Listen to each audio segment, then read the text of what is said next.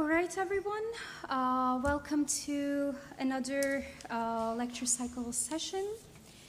Today we have Tamara Dima Imboden from University of Basel joining us. Tamara is a doctoral assistant at the Chair of North American and General Literature at the University of Basel, Switzerland.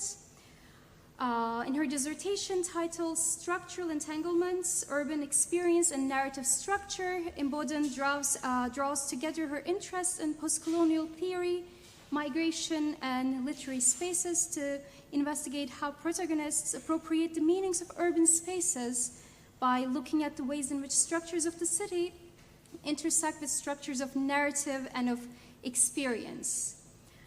As a research assistant, Imboden has taught various BA courses, including Reconstructing the Past, Memory and Literature, and Postcolonial Urbanities. And today she will talk about writing Bisnaga into being, the rise and fall of narrative in Salman Rushdie's Victory City. So the floor is yours. And thank you for joining us. Okay, thank you so much. Ece, just quickly, you can all hear me, right? It's working. I don't have a lot of experience with microphones. Most of my experience comes from karaoke, so I'm going to try and not get too carried away with that. So I want to just start by thanking everyone who's here, who's come to watch this talk tonight. I'm really excited to have this opportunity to talk to you about cultural memory. And of course, thank you to the organizers, Ece and Christina, for organizing such an interesting and important lecture series, and for having me here to speak. And also thank you, Ece, for answering all my emails in the last few weeks, panicked back and forth, so that's really nice. Okay, as you can see, I'm going to be talking to you today about the role of narrative in the formation of cultural memory. And in particular, I'm going to be focusing on Salman Rushdie's new novel, or fairly new novel, Victory City. And just to get an idea, has any of you in this room read the novel? Okay, that's what I thought. Wonderful. So we're all on the same page here.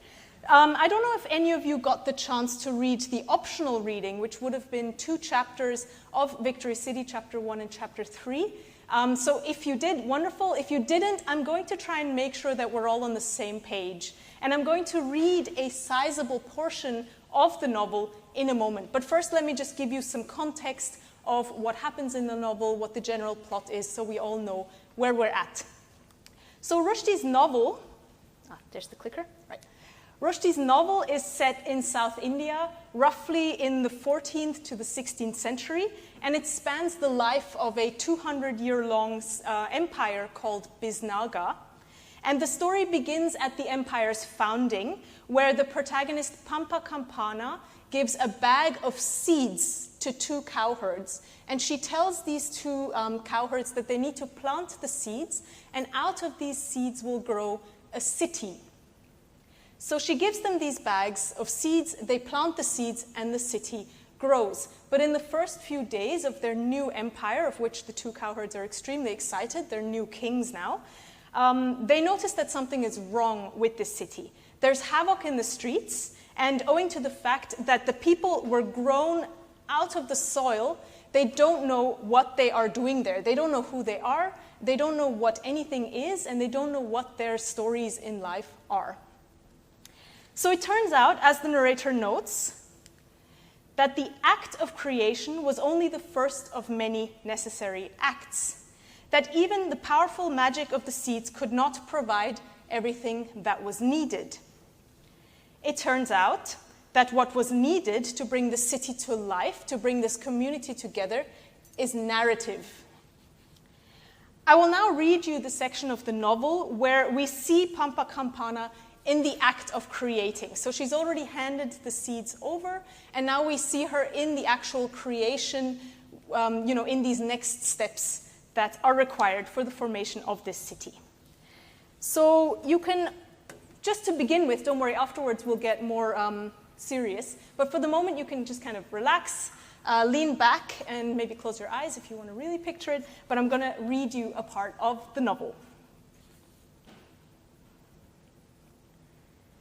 It was a small room, unlike any other room in the palace, not in the least ornate, with plain whitewashed walls and unfurnished except for the bare wooden plinth. A small, high window allowed a single ray of sunlight to descend at a steep angle towards the young woman below, like a shaft of angelic grace. In this austere setting, struck by that thunderbolt of startling light, sitting cross-legged with her eyes closed, her arms outstretched, resting on her knees, her hands with the thumbs and index fingers joined at their tips, her lips slightly parted, there she was, Pampa Campana, lost in the ecstasy of the act of creation.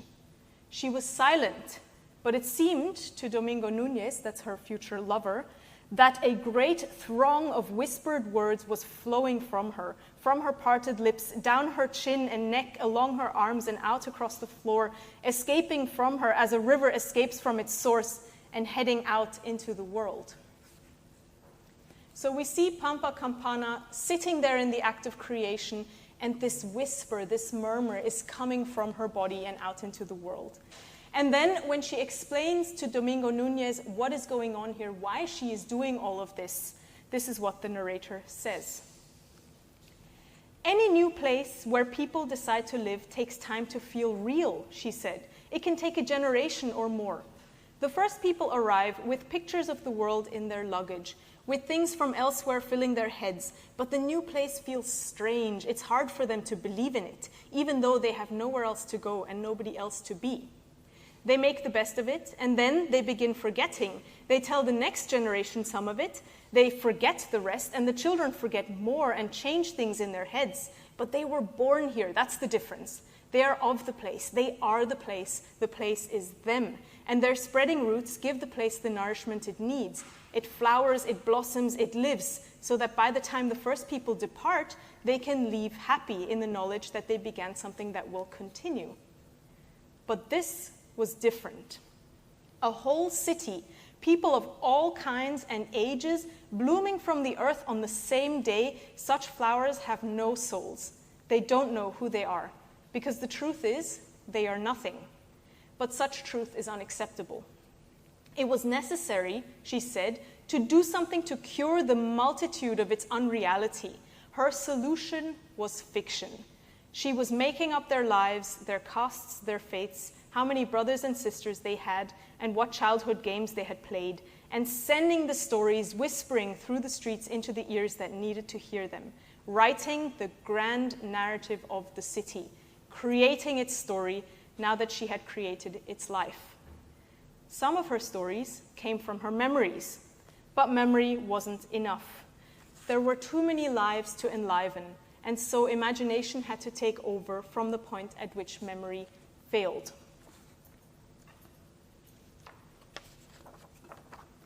Okay, so I swear Salman Rushdie didn't hire me to, market his book or anything, but this just gives you a glimpse of how the novel sets the scene with Pampa Campana as the creator of the city, whispering narratives into the ears of the people that needed to hear them. So Pampa Campana, in an attempt to tell the people who they are and what their purpose is, decides to whisper the citizens' stories into their ears. I've chosen these passages because they address several questions and concepts that I want to discuss with you today. In particular, 3 questions that will sort of keep coming up in this talk are raised by these passages. The first is, if a community needs a story to hold it together, who gets to come up with that story? In this case, we have Pampa Campana. She has one story. She's whispering it to everyone. She gets to decide what the story is. So our question is, who curates this story? And the second question that I find this raises is, to what end is the story told? Pampa tells it to make the place feel real, to make the people feel like a city, to feel like a community. But how might a different intention shape the nature of this story? And that leads me to my final question. How many versions of the story are there? How many truths do we have access to? So these are the questions that are going to keep cropping up throughout today's talk, and I hope we can, get a little bit closer to them. There's never a final answer, which is always my favorite answer to give, but there's never a final answer to these questions. So clearly, based on these passages, the group's immediate experience of simply being in the same place at the same time is not enough to make them a community. Anne Rigney, in the exploration of cultural memory and mediation that you all read for today, understands cultural memory as the means of maintaining and shaping collective memory. And in her article, she essentially questions how the imagined community of a place can be established through such stories, though she doesn't specifically refer to Benedict Anderson's words, imagined community. She says, for memory to be collective, it must involve not only recollections that are held in common, but reflections that are also self-reflexively shared as part of common knowledge about the past. And memory can only become collective in this specific sense when different acts of communication and representation, using whatever tools are available, have come into play so as to create a common pool of stories and figures of memory to which reference can be made. So Rigney's input here highlights that people don't simply need to remember the same events to feel affiliated with the imagined community. They need to remember those events in the same way and under the rubric of the same narrative. Rigney continues, the greater the scale of the communities involved, the greater is their reliance on media technologies to produce, store, and circulate communal stories. As time passes, moreover, and participants with their embodied recollection of particular events die out, people become totally reliant on the stories carried by cultural artifacts for their memory of what happened to earlier generations. And Rigney, as you all know, explores a range of media technologies that can help maintain and shape a common memory, but the underlying point of these media technologies remains the same. Each form of media technology is supported by an underlying story, an underlying narrative, and that underlying narrative then needs to carry over to future generations. In the introduction to Astrid Earle and Anne Rigney's co-edited Edges volume, Literature and the Production of Cultural Memory, the two scholars explain that literary texts tend to visualize the formation of collective memory. They say, as a mimesis of cultural memory, literature reflects upon the epistemology, ethics, and workings of collective memory, and as such, it engages in a dialogue with historians and sociolinguists regarding the interpretation of the past and the forms appropriate to it. Salman Rushdie's Victory City absolutely makes visible such processes, even more so, as I'll argue today, than other novels do. So Victory City is all about the idea that a story is needed to hold a community together. As we just heard in the excerpts that I read to you, when the novel's protagonist, Pampa Campana, grows this city from a bag of seeds, the grown men and women born into the city only really become people once Pampa whispers their stories into their ears. So she needs to write this, you'll remember, the grand narrative of the city in order for them to feel like a community. But Victory City is not just about the need for one story to maintain the city's community. It's actually about the clash of stories that vie for dominance, both within the tale, so on the level of content, and on the level of form. So on a diegetic level, so within the story itself, Pampa's whisperings are not the only stories fighting to get in. Other stories and other actors try to sway the populace as well. For example, there are resistance groups that try to contest the king's policies. There are other conquering emperors that come into play. There are rumors and myths flying around about ghost armies preparing to conquer the empire. So Pampa's voice is just one among many that the city's population needs to sift through to find their place. But what's really important to us here, or at least to me, and I hope you join me in thinking so, is that Pampa's narrative is contested on the level of form itself. Because you see, Pampa is not the main narrator of the story.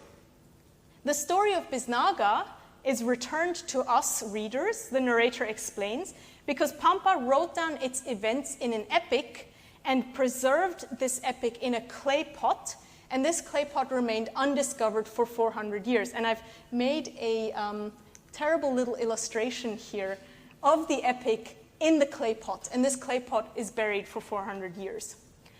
But we as readers only have access to this epic because the narrators found it and have decided to translate it to us and mediate it to us. So this is the only reason that we actually see it. So we don't ever see the clay pot.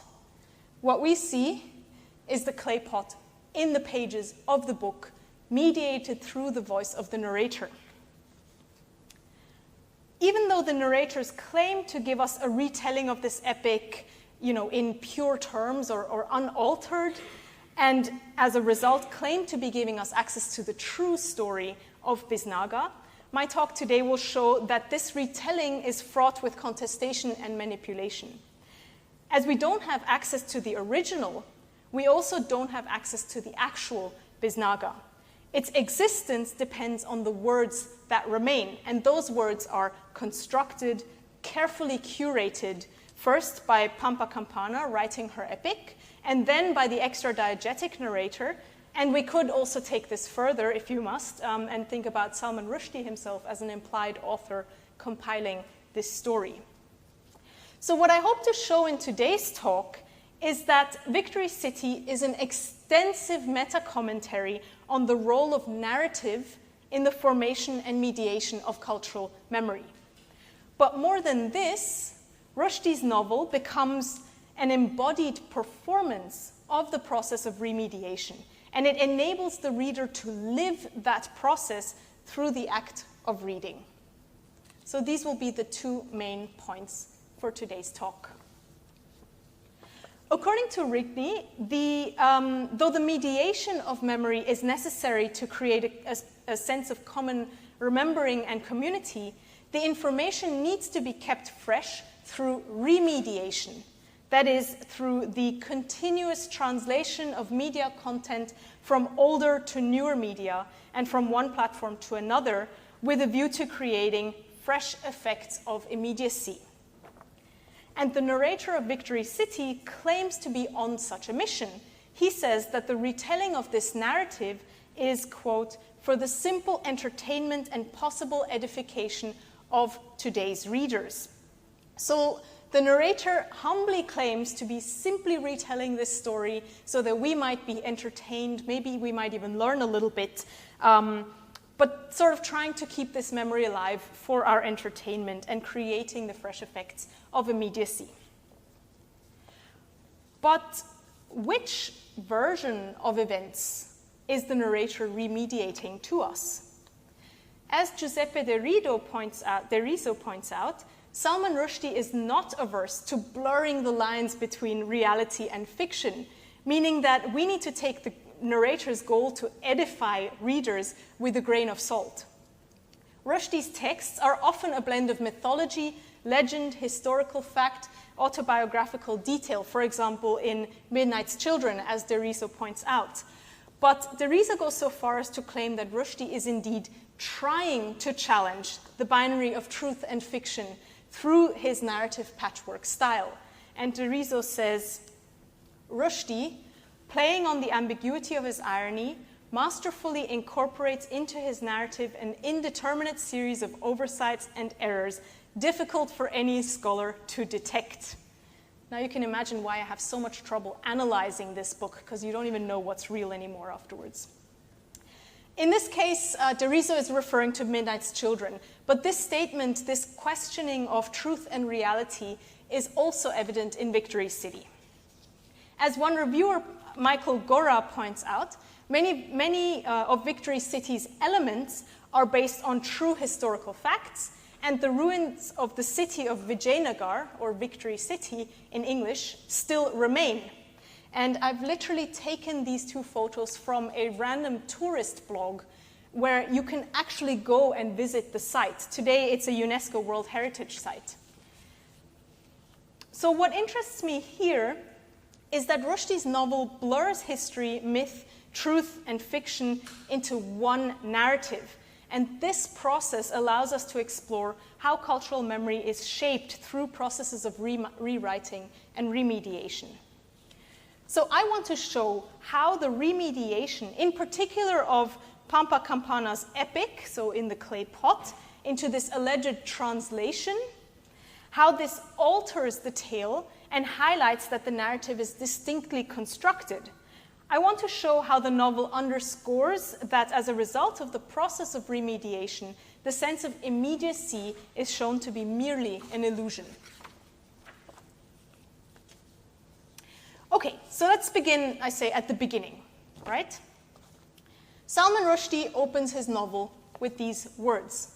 On the last day of her life, when she was 247 years old, the blind poet, miracle worker, and prophetess Pampa Campana completed her immense narrative poem about Bisnaga and buried it in a clay pot sealed with wax in the heart of the ruined royal enclosure as a message to the future. 4.5 centuries later, we found that pot and read for the first time the immortal masterpiece named the Jaya Parajaya, meaning victory and defeat. We knew only the ruins that remained, and our memory of its history was ruined as well. By the passage of time, the imperfections of memory, the falsehoods of those who came after. As we read Pampa Campana's book, the past was regained. The Bisnaga Empire was reborn as it truly had been. I'm going to use this opening of the novel to present to you 3 main points that I want to make in my remaining time today. So there are 3 main elements in this opening that I'm going to go through and point out. And these will structure the rest of my argument for this evening. The first part of my argument pertains to the level of content. I've called this section Remediation as Creation. In this section, I will first focus on the idea that Bisnaga is reborn through the discovery of the text, exploring how the existence of the text constitutes the existence of the city itself. So we'll thus see how the text has the power of bringing places into being that would otherwise be lost if it weren't for the text.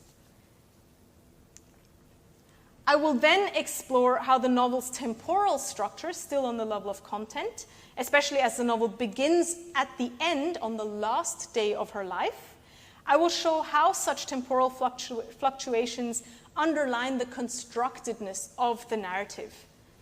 And this will be used as a starting point for me to turn to the form of the text itself, layers of narration. The notion that this narrator found Pampa's epic and transformed it into a new text, thus making the novel a fictional remediation. In this section, I'll look at what questions the novel raises with regard to voice and truth. These 2 sections, so the remediation as creation and the layers of narration sections, will present the novel's meta-commentary that I mentioned before on the role of narrative in the formation of cultural memory. Following this, though, in a 3rd step, I will argue that Rushdie's novel goes beyond the notion of commentary, where I will talk about how our act of reading, so as we read Pampa Campana's book, the past was regained. Here we will see that the act of reading itself constitutes an embodied experience of remediation. And Victory City really allows us to live that experience. We cannot forget that it's there, and I hope by the end of this lecture you also cannot forget anymore. So, I'm going to jump right in with my first section, Remediation as Creation. In the next few minutes, I'm going to look at the novel's illustration of how remediation both creates, that is, brings into being, Bisnaga, and is created through a careful construction of the text. So allow me to just quickly reread these lines to you. We knew only the ruins that remained, and our memory of its history was ruined as well. As we read Pampa Campana's book, the past was regained, the Bisnaga Empire was reborn as it truly had been. In these lines, we can see that the narrator parallels the discovery of the poem with the rebirth of the empire. So the novel links the empire's entire existence in writing with its existence in real life, suggesting that the mediation represents the actual thing.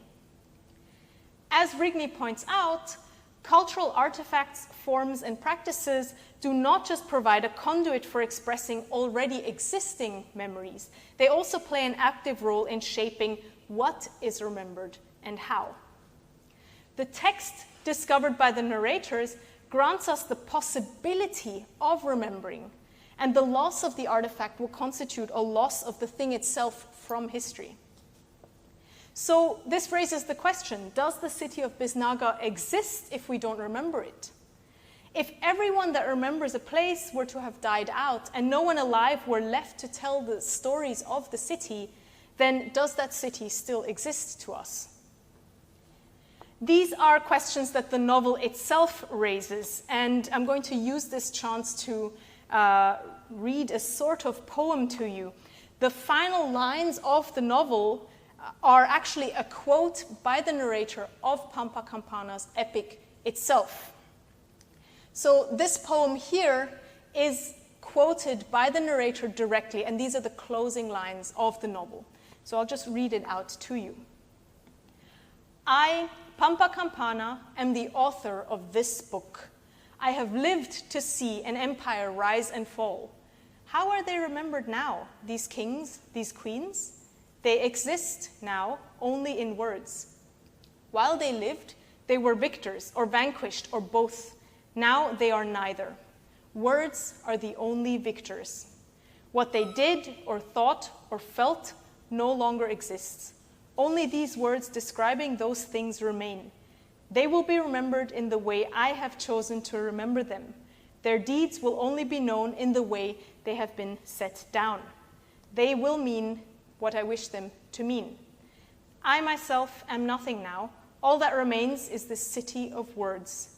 Words are the only victors. In these lines, Pampa Campana shows that the words, the narrative, have come to stand in for the city, for the existence of the city itself. Should the words themselves cease to exist, then the city would leave no trace and cease to exist as well. This means our image of the city is only captured in the narratives that are told of the place. And I find that the passage literalizes this dynamic through the use of this military terminology. By positioning the words as the actual conquerors, the novel grants them the power of real physical violence. So in this way, the novel highlights how the city's entire existence depends, in retrospect, on the mediation of its memory to future generations. And it illustrates how new narratives can bring into existence new places. But this act of mediation, this act of bringing into being a new place, is not a spontaneous and natural affair. And this is something the novel really highlights. If we look at these lines on the page, or if we think about the nature of an epic poem, I'm sure you all remember your introduction to literary studies classes where you had to read epics, right? Yeah, okay. We know that there is an author who has carefully selected the words that are going to go onto the page. This is a highly constructed process. And this author chooses how to frame the novel, how to frame the narrative, which words to use, what to include, what to exclude, and which light to paint something in. And the metatextual references in this passage highlight this. In particular, the first line, I, Pampa Campana, am the author of this book. This assertion leaves us in no doubt about the curated nature of the work. But if you are still a little bit doubtful, then you can consider the way that the speaker here, supposedly Pampa Campana, plays with fluctuating temporal structures that really draws attention to the discrepancy between the existence of the place and the discovery of the epic. Pampa Campana is writing in a diegetic now. I am the author. But she sees that the reader's now is separate from her own, so she switches to the past tense. They were the victors. And she then, again, after this moment, resituates herself in the past by switching back to future tense, saying they will be remembered, their deeds will only be known, and they will mean what I wish them to mean. So in this fluctuation between then and now, Pampa Campana really draws together the strings of her present existence or lack of existence, her inability to be in the present moment, but still her being remembered on this page through these words. So the words themselves have sort of multiple temporal locations. And this temporal dynamic, I find, is beautifully captured in the line, I myself am nothing now. Pampa is describing her own lack of existence, which is a paradox in and of itself because she exists on this page. Excuse me.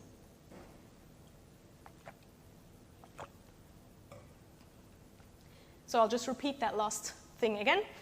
Pampa is describing her own lack of existence, which is a paradox in and of itself, because her act of writing takes place in the past, but the now grants it a sense of immediacy, highlighting her presence in this moment. But she claims that in this moment she's nothing, but how can she be nothing if she wrote these words onto the page? In this way, the words come to stand in for both her existence and her lack of existence, made possible through the construction of the text. This simultaneous presence and absence, cautiously constructed by Pampa, underlines that the mediation is not pure, but curated. So on the level of content, the novel addresses the issue of remediation as creation. It acknowledges the role of the text in bringing into being history, and it signals the way these events enter into memory through cautious construction and through cautious curation. And I said just now that mediation is not pure. In what follows, I'm going to talk about how the remediation undertaken by the extra-diegetic narrators is even less pure.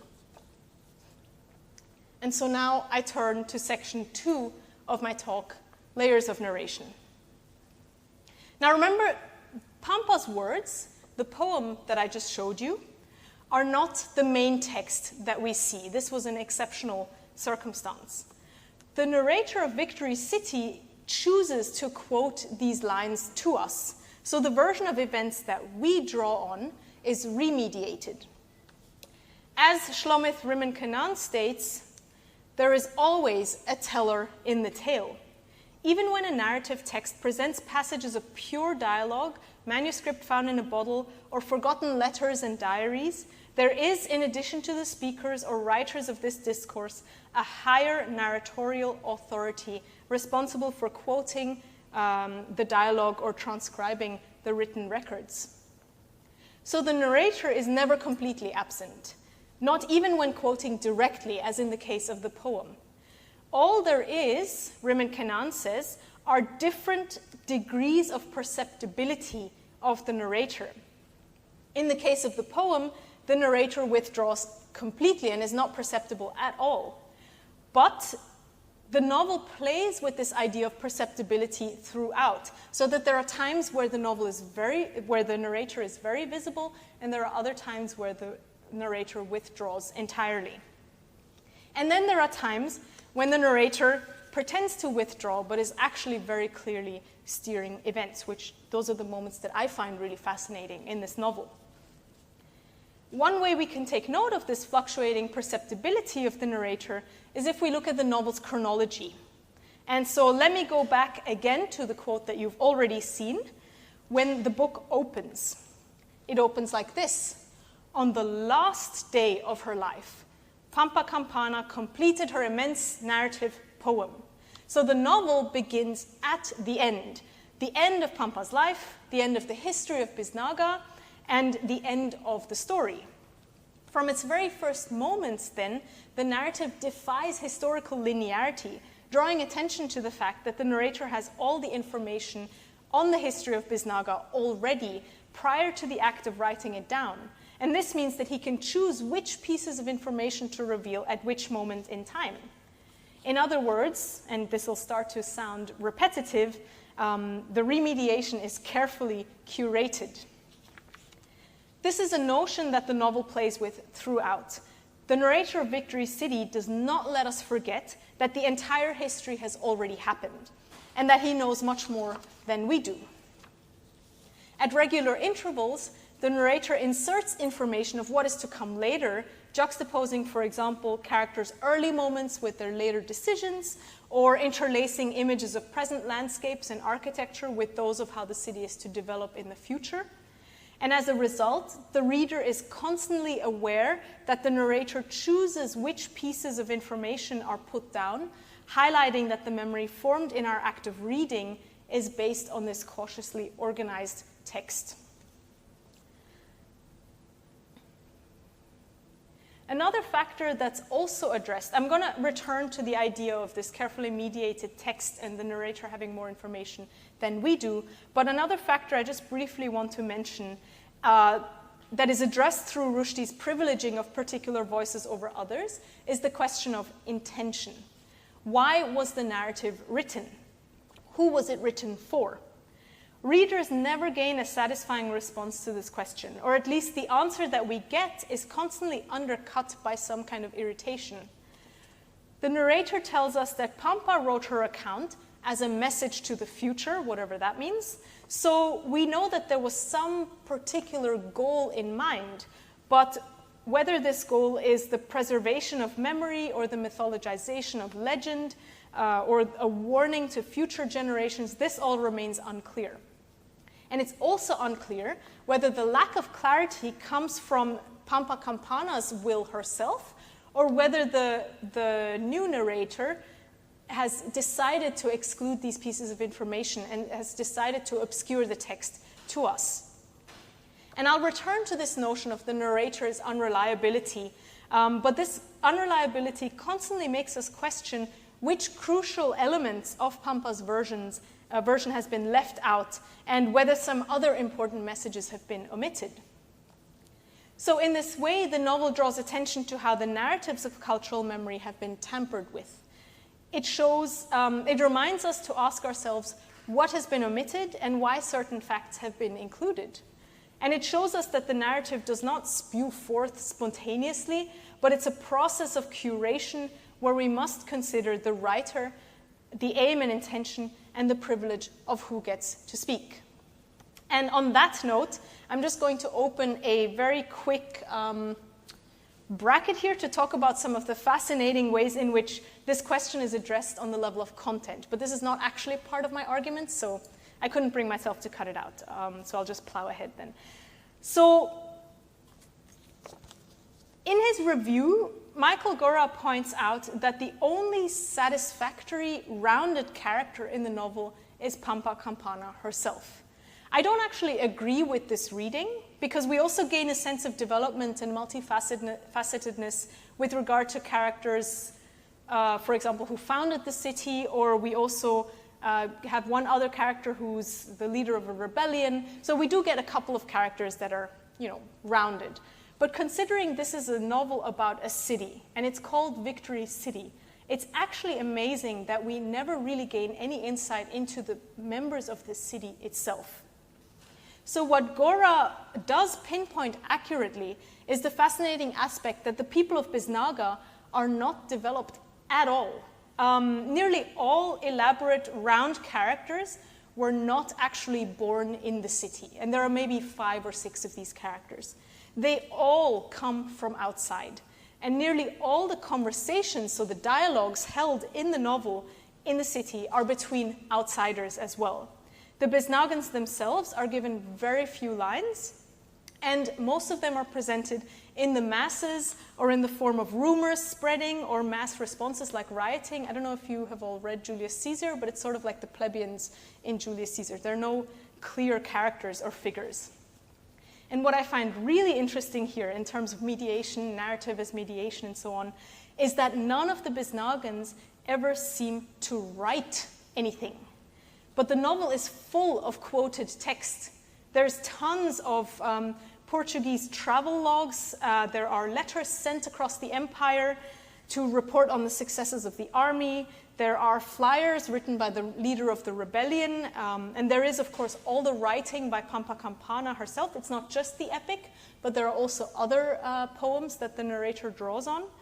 But all of these texts are explicitly composed by people who were not born in Bisnaga. I don't know what to make with this little bit of information, and I sadly don't have time to dwell on that fact here, but I also couldn't bring myself to cut it because it's really weird. Okay, I'm closing this bracket and returning to the question of who gets to speak, not on the level of content, but we're now going to turn to the level of form. As I mentioned before, we readers do not get access to Pampa's own intentions and her own writing. This means that when Pampa says in her poem, "They will be remembered the way I have chosen to remember them, they will mean what I wish them to mean," that she's completely mistaken. Because how we remember Bisnaga is not at all how Pampa remembers it, but it is how the unnamed narrator mediates it to us. So let's quickly, I wonder how you guys are going to feel about this. Let's quickly consider how the narrative is set up, because I'm basing this off of Gerard Genet's theorization of narrative layers. So this is going to be a very brief return to introduction to narratology, which I'm sure you're all, sick of by now, but maybe it's also been a while. Okay, so if we look at the events of Bisnaga, let's say for the sake of argument that they truly happened, we'll take out the complexity of the mythology and all that stuff. Then the events of Bisnaga constitute the first layer, the actual story, the actual events, or to use Gerard's term, the diegesis. So we know, I showed you this picture of the epic in a jar, in a clay pot. We know that this story has been written down in the form of an epic by Pampa Campana. Pampa was there at the events, but she only began composing her epic towards the end of her life. So she already has much of the information of what is going to come by the time she writes down the story. The epic itself, as a text, constitutes the first extradiegetic layer. So we have Pampa, the writer of the epic. She's extradiegetic because she's outside the temporal frame of the story. And she's homodiegetic because she's a character in the story, but she's writing in hindsight. So this is the first extradiegetic layer. And I actually find this distinction between diegetic and extradiegetic layers very productive here in the context of mediation and remediation, because it underlines that Pampa's account is already not an immediate account, but it's told in retrospect. In other words, it's already mediated once. And if you're into this sort of thing, we can also talk about the possibility in the Q&A that maybe there is no such thing as unmediated text. We'll see if we want to go down that road. Okay, so we have the diegetic layer, and we have the epic, which is the first extradiegetic layer. And only then do we have the voice of our narrator. Our narrator is completely outside the tale, and he's not experienced the events at all. He is the second extradiegetic layer. Our narrator is telling us about his readings of her poem 400 years removed from the actual events of the story. So I've marked him as extradiegetic because he's outside the temporal framework, but he's also heterodiegetic because he doesn't have anything to do with the story itself. He doesn't appear in it at all. Okay. So we have these three layers, the actual events, Pampa Campana's epic, and then with Pampa Campana's epic is encompassed in the actual novel. So our memory of Bisnaga is filtered once through the epic, but Pampa's epic is by no means the final word on this matter. Our memory, what we receive as readers, is filtered through the additional lens of the narrator, and he himself alludes to the numerous contesting narratives while bringing in insights and manipulations of his own. So the final layer that I've marked here is even more complex because the narrator has present knowledge of various myths and history that he draws on. He has particular intentions. We don't know what they are, but they will shape the nature of his story. And the narrator also knows a lot about Pampa Campana's text itself, and that will also alter the way he presents it to us. And then who knows what other factors might come in. This is an endless list. So our narrator is telling this tale with completely different associations and knowledges to draw on.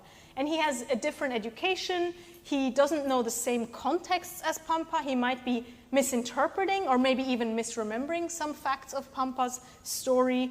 And he certainly has different aims.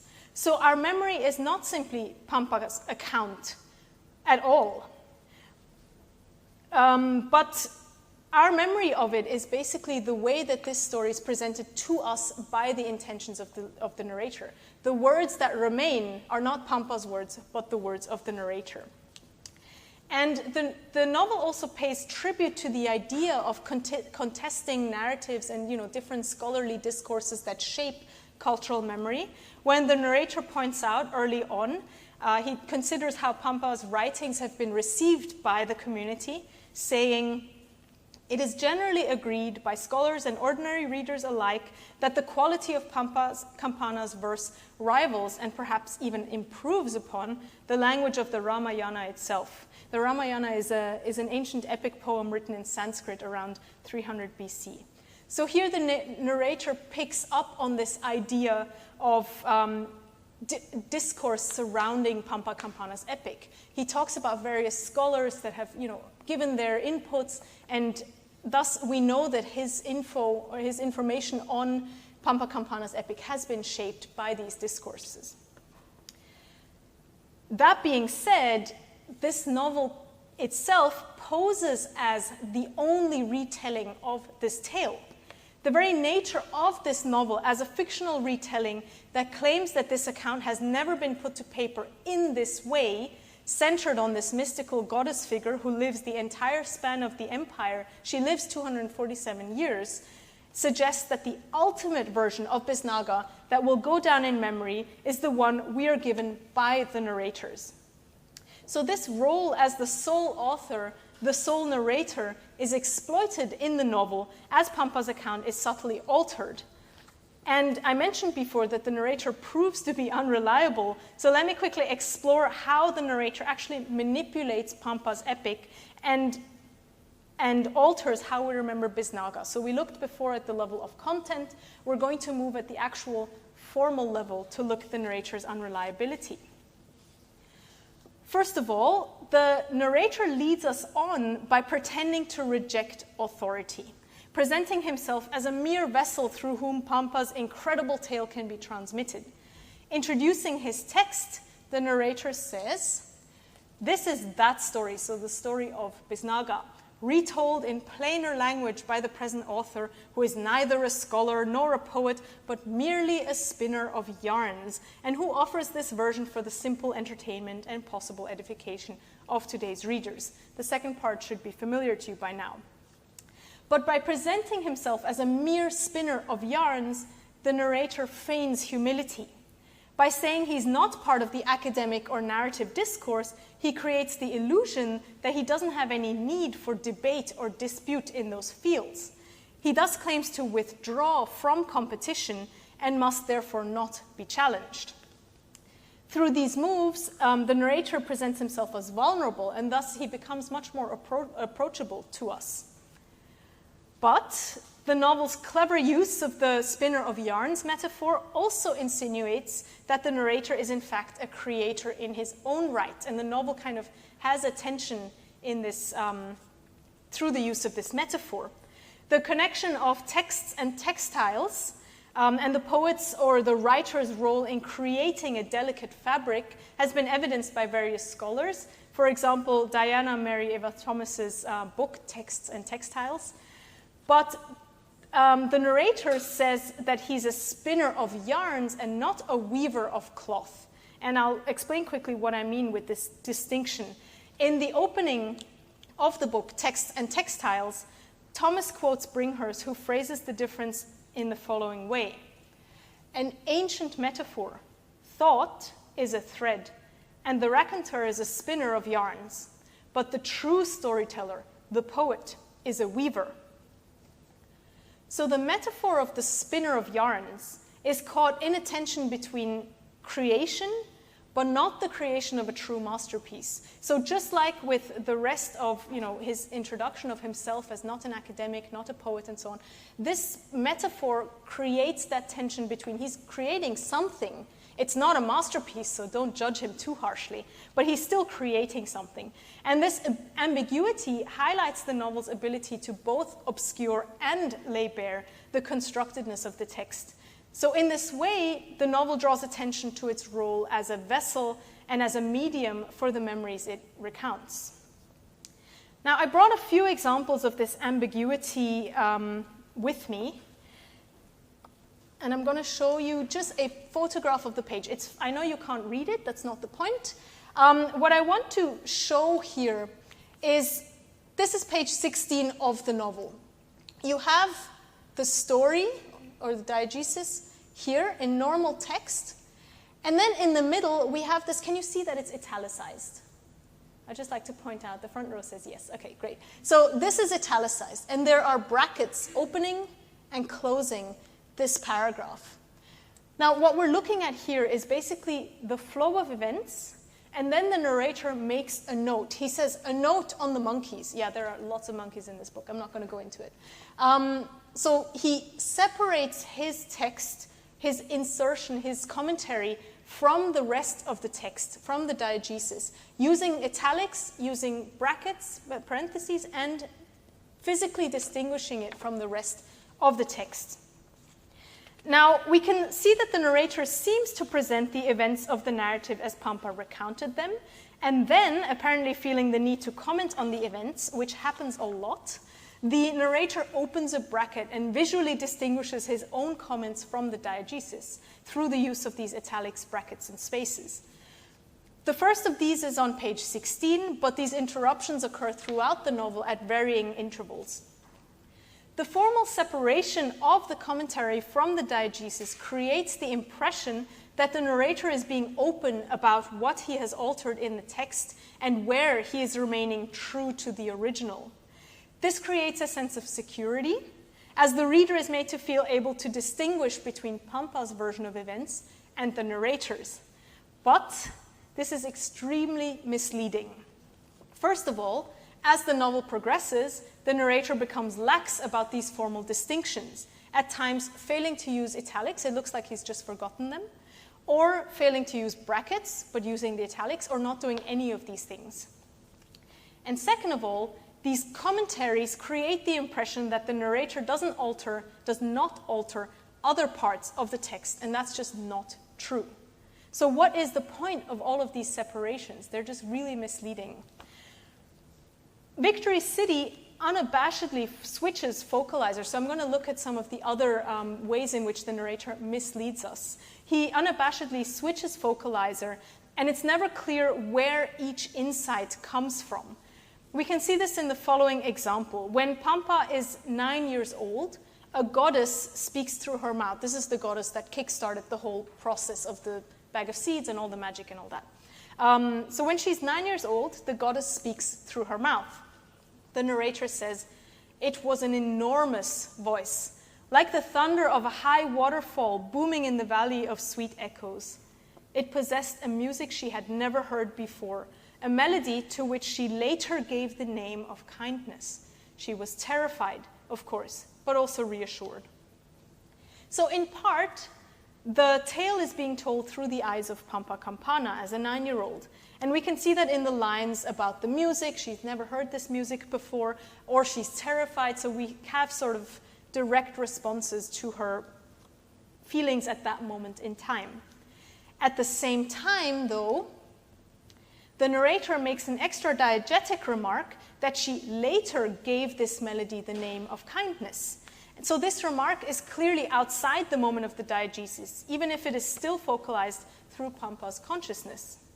So this highlights that the narrator has more information and is choosing what to reveal and what to withhold. And such uses of prolepsis are a regular occurrence in the novel. The narrator regularly provides more information than what is available at this moment in the diegesis. And we never know whether Pampa herself has chosen to add this information retrospectively, so is this part of the epic, or whether the narrator has chosen to reveal this information having read the whole epic and then adding it later on. But there is reason to believe that it's the latter of the two, as the narrator also provides information that's clearly not out of Pampa's future, but out of our own present. For example, the narrator brings in references from modern times to help set the scene. At one point, Pampa is 9 years old and she needs to walk through this barren wasteland, and the narrator decides to compare this wasteland to the surface of the moon. But then he sort of offhandedly adds, but she had no sense of the moon as a place. To her, it was just a shining god. And my thought is just, why? Why are you doing it? Okay. Though such an addition may not seem suspicious in and of itself, it should put us on our guard and remind us that there is an artist pulling the strings, evoking specific associations, and thus shaping how we read the memory of Bisnaga. And indeed, as the novel progresses, the narrator increasingly casts doubt on Pampa Campana's words, despite the initial claims that the narrator has no stakes in the game for the pure entertainment and edification of today's readers. So these insights thus alter the meaning of the lines with which I opened this section. In the poem, they will be remembered in the way I have chosen to remember them. They will mean what I wish them to mean. Words are the only victors. Pampa claims that she, being the only writer, gets to define how memory works. What she does not take into account is that someone may have taken her words and translated them, thus mutating them. Her intention is made completely irrelevant.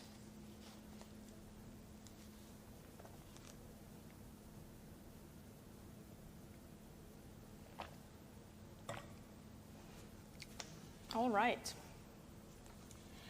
Thus far, we've explored how the act of mediation is necessary to bring a place back into existence. We've also looked at how the novel explicitly illuminates this mediation, and that this process occurs not as a result of spontaneous remembrance, but through careful curation. We've discussed that the novel really emphasizes the organization and manipulation involved in remediation and translation, especially as it draws our attention to how the voice of Pampa Campana has been altered by the narrative voice. With these insights in mind, we can see that Victory City presents an in-depth meta-commentary on the role of narrative remediation. In this section, Embodied Remediation, I want to take this one step further to show that Victory City allows us to experience this process of remediation, and it lets us embody the transition from text to text. Now, we've seen in our theoretical readings, and I'm sure in the readings you've done for other weeks, or perhaps also for other classes, that the idea of mediation in cultural memory is not new. Any scholar on the topic of cultural memory can explain these processes, and they can probably explain it in a far less convoluted fashion than Rushdie, right? That cultural memory is contested and made up of multiple narratives. So scholars are more likely to be able to just explain this to us in a simple manner.